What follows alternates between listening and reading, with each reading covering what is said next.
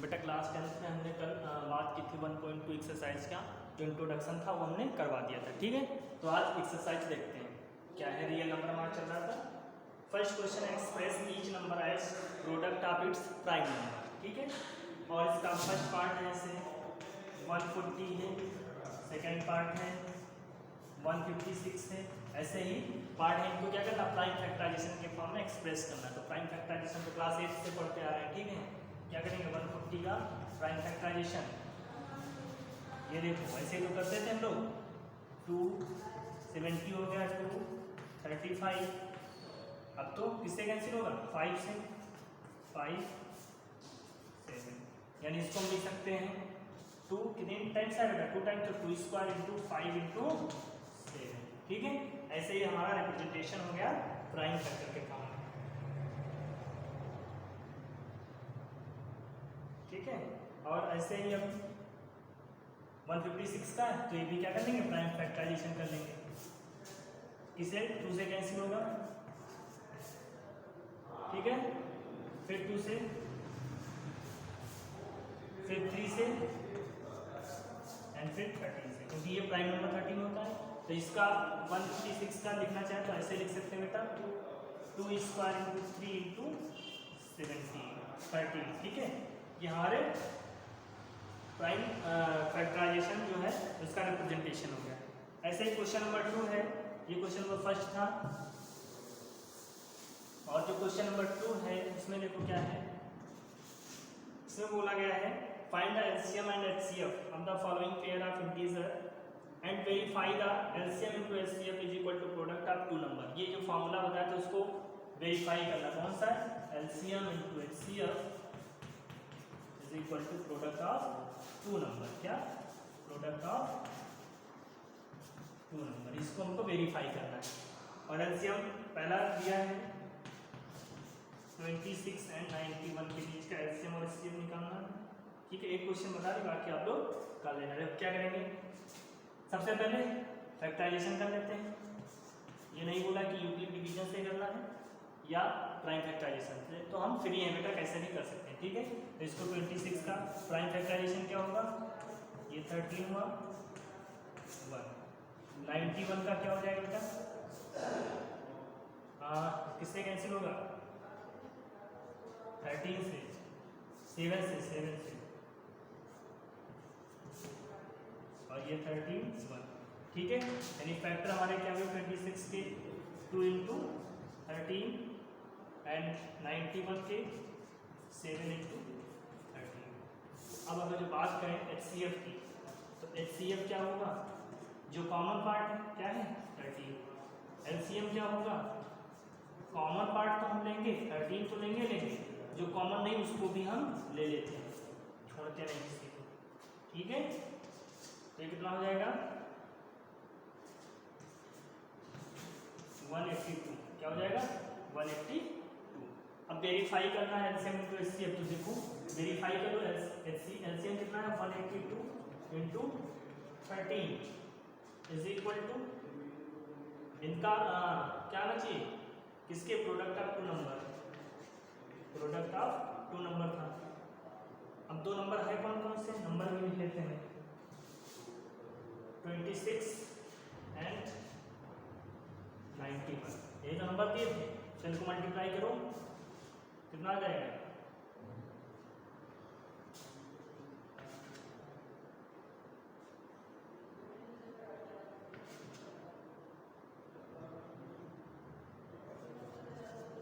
ये आएगा ना। वेरीफाई करने पर 2366, ठीक है। तो एलसीएम जो इससे क्या आएगा 2366, इधर भी आएगा। चलिए वेरीफाई हो गया हमारा, left hand side equal to right hand side, ये यहाँ पर देख लेंगे प्रोडक्ट ऑफ 2 नंबर करके, और एलसीएम से दोनों इक्वल आ रहे हैं तो वेरीफाई हो गया, ठीक है। ऐसे ही वेरीफाई करना है।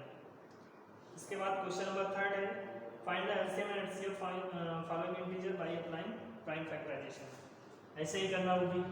क्वेश्चन नंबर 3 भी सेकेंड की तरह वहाँ पे वेरीफाई नहीं करना, केवल 3 नंबर है दिए, उनका क्या करेंगे, प्राइम फैक्टराइजेशन से एलसीएम और एचसीएफ निकालना है। देख लेते हैं क्वेश्चन। 3 का फर्स्ट पार्ट है 12 50 ठीक है। इसके फैक्टराइजेशन 12 के लिखेंगे, क्या होगा 2 × 2 × 3, 15 का क्या होगा 3 × 5 एंड 21 का क्या होगा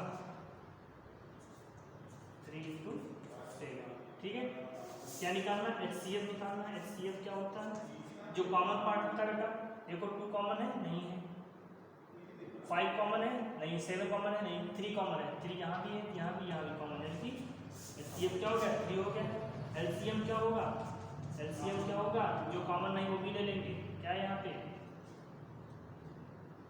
या इसको थोड़ा ऐसे लिख देते हैं पावर से, जैसे हम लोग इसको क्या लिखेंगे बेटा 2² × 3, 3 × 5, इसको 3 × 8। फिर हमने HCF बताया था लीस्ट पावर लेते हैं, क्या लेते हैं लीस्ट पावर, तो यहाँ पे 3 केवल है, 2 की लीस्ट पावर यहाँ पर तो 0 है नीचे, 5 यहाँ नहीं है, 7 यहाँ नहीं है, ठीक है, कॉमन नहीं, तो इसलिए HCF तो कंफर्म यही रहेगा।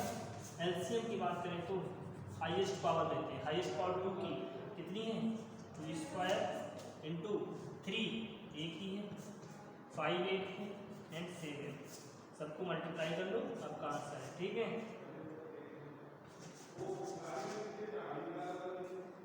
यही होगा ना 4 × 5 = 20 और 20 21 21 22, ठीक है 420, तो ऐसे हम फाइंड करेंगे, ठीक है। अब बात करते हैं क्वेश्चन नंबर 4 की। क्वेश्चन नंबर 4 देख लेते हैं एक बार। क्वेश्चन नंबर 4 में क्या है, गिवन दैट HCF दिया है बेटा, HCF of 306 × 657 is equal to 9, ठीक है। फाइंड LCM, और हमको LCM निकालना है 306 657, इसका LCM हमको क्या करना है फाइंड आउट करना है, ओके। तो देखो क्या करेंगे, यहाँ पर HCF ऑफ समथिंग यानी कि 2 नंबर दिए हैं A और B, हमको नंबर पता है, ठीक है। तो यहाँ से HCF × LCM जो होता है product of 2 number A × B, ये तो मामला पढ़े हैं। HCF गिवन है बेटा 9 है, LCM निकालना है हमको, ओके। A और B दिया है 306 × 657, ओके। अब यहाँ से देखो यानी कि LCM हमको पता चल जाएगा 306 × 657 डिवाइड बाई 9, ठीक है। इसको कट कर लो, 9 7 जा 63 और 73, अब LCM इसको मल्टीप्लाई कर दो, आपका आंसर, ठीक है। यानी आंसर हमारा कितना आएगा 22 35 60, लिख लेना, ठीक है। ये हमारा आंसर मल्टीप्लाई करके देख लेना, सही है, ठीक है। इसके बाद क्वेश्चन नंबर 5, चेक वेदर 6 की power n can and with digit 0 any natural n। ऐसा क्वेश्चन हमने कल वीडियो में बताया था, 4 की power n can not and with digit 0, वैसे ही क्वेश्चन है। यहाँ पर बोला गया है जो 6 है ना, 6 की पावर n, ये बोला n की कोई भी वैल्यू किसी भी वैल्यू पर क्या ये 0 से एंड करेगा, क्या इसके फैक्टराइजेशन में 0 आएगा, लास्ट में लास्ट डिजिट 0 आएगी, ये बताना है, ठीक है। चेक वेदर 6 की power n can and with the digit 0 for any natural number n। तो यहाँ से देखिए क्या करेंगे, कोई भी नंबर 0 अगर जो इसकी डिजिट है लास्ट, तो नंबर डिविजिबल किससे होगा बेटा 10 से डिविजिबल होगा। Any number has last digit लिख सकते हो ना, last digit 0, any number has last digit 0 then it should be divisible by 10। 10 से डिविजन होगा तभी लास्ट में 0 आएगा, वरना 0 नहीं आएगा। 10 से डिविजिबल हो या 2 × 5 से डिविजिबल, 10 का मतलब क्या है 2 × 5 होना चाहिए, यही तो बात है। should be divisible by 10 या 2 and 5। अब प्राइम फैक्टराइजेशन कर लेते हैं बेटा। प्राइम फैक्टराइजेशन करेंगे किसका 6 की पावर n का, इसको लिखेंगे 2 इंटू 3 की पावर n। और यहाँ से हमको क्लियर दिख रहा है कि 6 की पावर n के फैक्टराइजेशन में 5 मल्टीपल में नहीं आ रहा है, ठीक है। इन फैक्टराइजेशन ऑफ 6 की power n 5 can not exist, ठीक है, can not exist. Hence bye fundamental theorem of arithmetic कि यहाँ पर क्या होता है, प्राइम फैक्टराइजेशन यूनिक होता है बेटा, वो कभी भी इसके अलावा कुछ नहीं होगा, ठीक है। 5 कैन नॉट एग्जिस्ट, हेंस 6 की power n not divisible by 10, इसलिए 6 की पावर n कभी भी डिविजिबल बाई 10 नहीं होगी। हेंस या सो हेंस 6 की power n can not and with 0 digit, 0 digit से कभी भी एंड नहीं करेगा, ये हमको केवल बताना है, ठीक है। तो आप ऐसे इसको लिख सकते हैं, any number has last digit 0 then it should be divisible by 10। अगर जो लास्ट में 0 है तो 10 से डिविजिबल होगा, ये कंफर्म है, यानी 10 से कहेगा 2 इंटू 5 से डिविजिबल होना चाहिए। 6 की पावर n का हमने जब प्राइम फैक्टराइजेशन किया तो 2 इंटू 3 है, यहाँ पर 5 नहीं आया, 5 ना आने की वजह से कभी भी 10 से डिविजिबल होगा ही नहीं, 10 से तभी होगा जब इंटू में 5 रहेगा, और इसके फैक्टराइजेशन में 5 कभी एग्जिस्ट ही नहीं कर रहा है। फंडामेंटल थ्योरम ऑफ अरिथमेटिक क्या कहती है, केवल यही होंगे फैक्टर, इसके अलावा कुछ इसके नहीं होंगे, तो 5 आएगा ही नहीं, 5 आएगा नहीं तो n की कोई भी वैल्यू हो ये डिविजिबल 10 से नहीं होगा, इस वजह से 0 डिजिट कभी भी नहीं आएगी, ओके।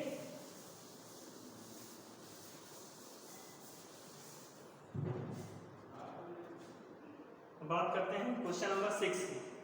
क्वेश्चन नंबर 6 क्या है, एक्सप्लेन 7 इंटू 11 इंटू 13 प्लस 13, ऐसा क्वेश्चन मैंने कल बताया, ठीक है। कंपोजिट नंबर, इसको क्या करना है, ये कंपोजिट नंबर है, तो कंपोजिट नंबर उसको कहते हैं जिसके फैक्टराइजेशन 2 से ज़्यादा होते हैं, 1 और खुद से ज़्यादा हो, ठीक है। 1 तो होता है सबका और अपना होता है, उसके अलावा और अगर जो कोई फैक्टराइजेशन आ रहा है तो उसको कंपोजिट नंबर कहते हैं, यानी composite number product of prime number होता है, ठीक है। तो वही उनको बताना, यहाँ पे देखो 13 कॉमन है तो ये हो जाएगा 7 इंटू 11 प्लस 1 या 13 इंटू 77 78, ठीक है। इसके फैक्टराइजेशन और भी लिख सकते हैं, देखो अब इसके फैक्टराइजेशन एक खुद नंबर था और साथ साथ क्या है 13 78 भी इसके फैक्टराइजेशन, और करना चाहें तो इसको और लिख सकते हैं 2 इंटू, ये भी लिख सकते हैं, ठीक है। यानी इट हैज मोर देन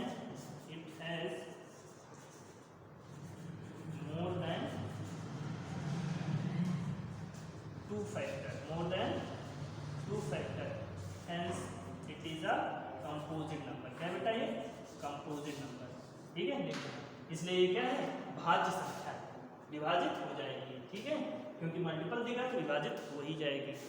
भाज्य संख्या कंपोजिट नंबर है, केवल यही दिखाना है, ओके। सिंपल एक्सरसाइज थी ये वाली। लास्ट क्वेश्चन है बेटा,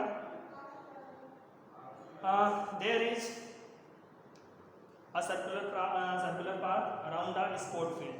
Sonia takes 18 minutes to drive a 1 round। एक सर्कुलर पाथ है बेटा, ठीक है।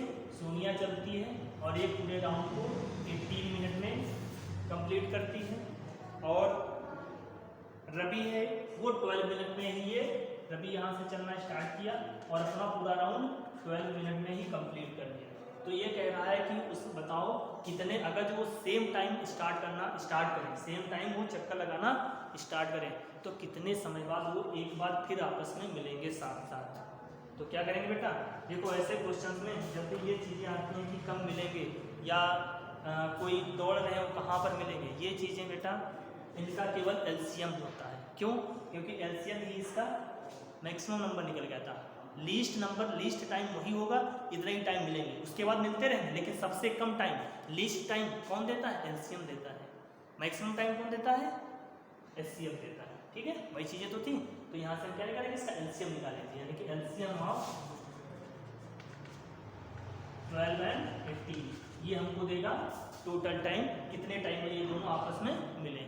ठीक है, एलसीएम निकालेंगे, इसका एलसीएम क्या आएगा, 12 के फैक्टर कर लेंगे 2 इंटू 2 इंटू 3, 18 के फैक्टर कर लेंगे 2 इंटू 3 इंटू 3, तो एलसीएम आएगा हमारा इसका कितना आएगा 2 2 3 इंटू 3 यानी 36 मिनट बाद क्या करेंगे ये लोग आपस में फिर मिलेंगे दोबारा। ठीक है, तो आपकी एक्सरसाइज 1.2 में केवल इतना ही था, एनसीईआरटी थी। ठीक है, इसके बाद अगली एक्सरसाइज स्टार्ट करेंगे। ओके।